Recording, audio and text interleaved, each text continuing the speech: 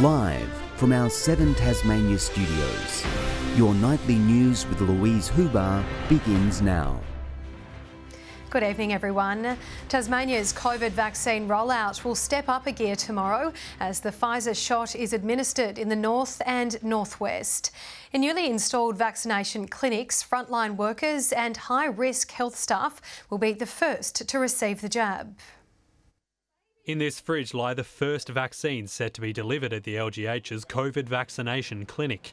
A rapid build took place, modelling the centre in Hobart. The Launceston General is already a very busy and full building, so we were able to modify one department within the hospital that wasn't currently being used. Upgraded security will follow each vaccine's path from fridge to arm, while staff have undergone 2 weeks intensive training for the delicate process. It's a vial that they have to mix up, and that's not a usual way that the vaccinations are done these days. Another centre will also open at the North West Regional Hospital, the epicentre of Tasmania's COVID outbreak last year. I know for the staff at that hospital, in what has been an incredibly difficult year, it is very exciting that the Pfizer vaccination will be rolled out for them. Both here and in Burnie, approximately 1,170 frontline and health workers will be vaccinated this week, ahead of Phase 1A's expected mid-April completion. From this Thursday, those eligible for Phase 1B will be able to book themselves in for an appointment at a community clinic to receive the vaccine over the next 4 months. We will be advertising extensively, and there'll be plenty of time for you to get vaccinated either from your GP or from one of the state-run clinics. We're happy to see health professionals in Tasmania ensuring that as many Tasmanians as possible can be vaccinated. The pace of the rollout dependent on supply coming into the state. We know that there are a number of distribution channels for both Pfizer and AstraZeneca, so we're working closely with the federal government and their distribution channels to make sure that we can respond to the doses that do arrive. Josh Duggan, 7 Tasmania News. The state opposition says the government needs to hold Hydro Tasmania to account after it axed 50 jobs and flagged the sale of Momentum Energy late last week. Unions have raised concerns staff who survive the cuts will have their workload increased. David O'Byrne says the Premier needs to prevent the business being dismantled piece by piece. But he's not ruling out job cuts. He's not ruling out privatisation of key hydro assets. He's not ruling out contracting out of jobs. That is privatisation by stealth. The government says it has no plans to privatise Hydro Tasmania. Tasmania's tourism industry has welcomed the addition of Hobart Airport to the federal government's half-price flight scheme. The state's biggest airport had initially missed out on being a part of the $1 billion tourism stimulus package before a backflip today. The Tourism Industry Council says members can now focus on luring visitors. And now we can just get on with it and ultimately, as I say, grow the pie, get our visitor activity returned as strongly as we can over these autumn months. Even though it wasn't initially included and now has been, this is a good package for Tasmania. Everyone wins out of this. Tasmania now has 3 airports benefiting from the program. One of Launceston's great musical families is being revived as part of 10 days on the island. The CLARKE family were internationally renowned during the early 20th century for their contemporary music stylings and early adoption of technology.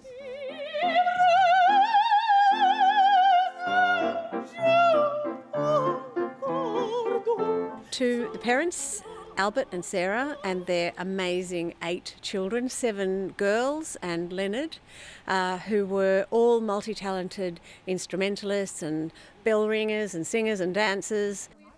40 descendants of the family are coming to the performance tonight, while the group's century-old chimes and bells will be utilised as part of the performance. First it was the dust, then it was mud. Mountain bikers have battled just about every element in Maydena this week.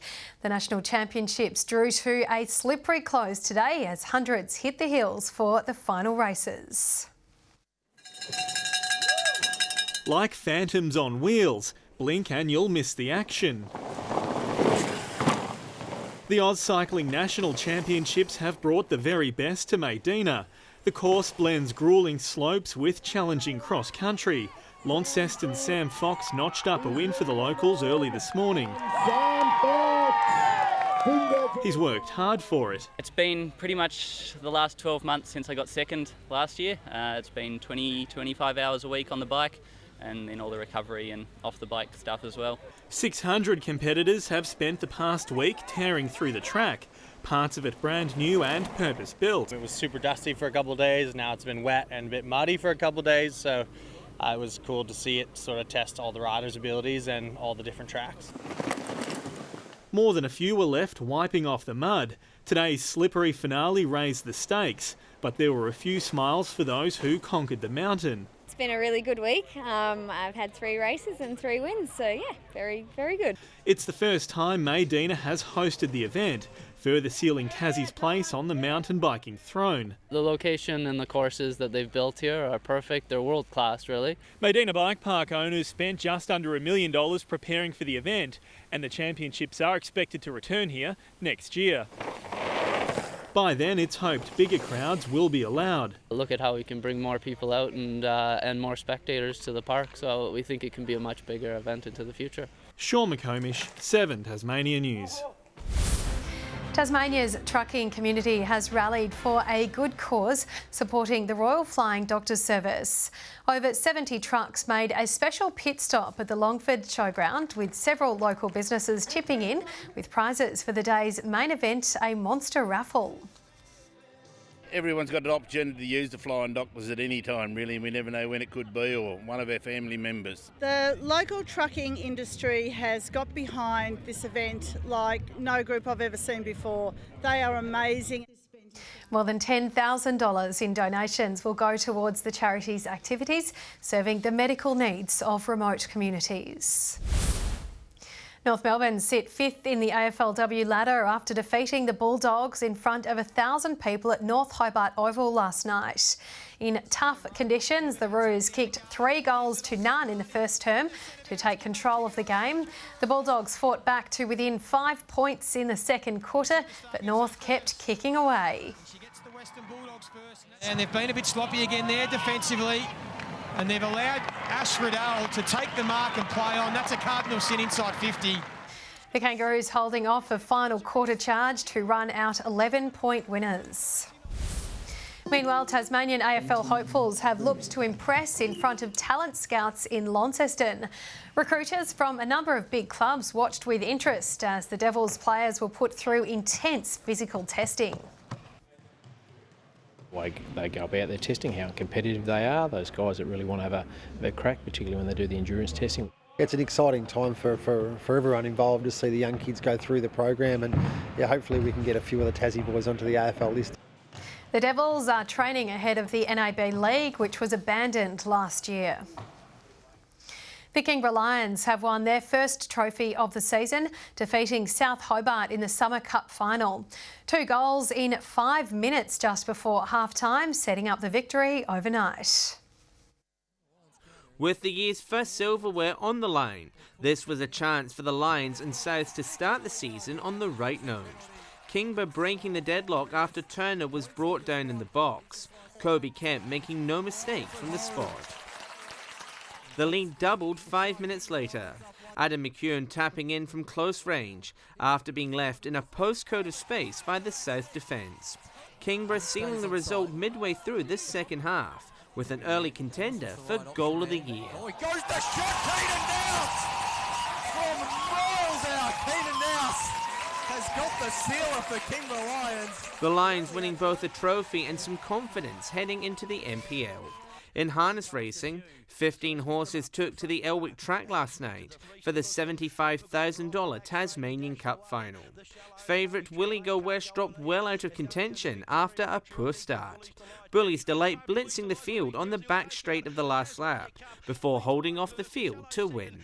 And in local cricket, Clarence and Greater Northern Raiders faced off in the Women's Premier League final. Clarence making 259 in their 50 overs, thanks to a century from captain Holly Armitage. In reply, the Raiders couldn't get anything going, losing wickets at regular intervals. Clarence winning the title by 71 runs. John Hunt, 7 Tasmania News. Good evening. A high of 18 right across Hobart, Launceston and Devonport today. Burnie 17. 20 was the state's top at Eddystone, Smithton, Lowhead and Strawn 17 and 19 at Friendly Beaches. On the close-up shows clouds scattered across the state, more frequent in the west. Further out, a frontal cloud band extends from WA to south of New Zealand with active cloud on the northern edge. Tomorrow shows a trough and a cold front to the southeast of Tasmania, while a high near the Bight extends a ridge over most of the mainland.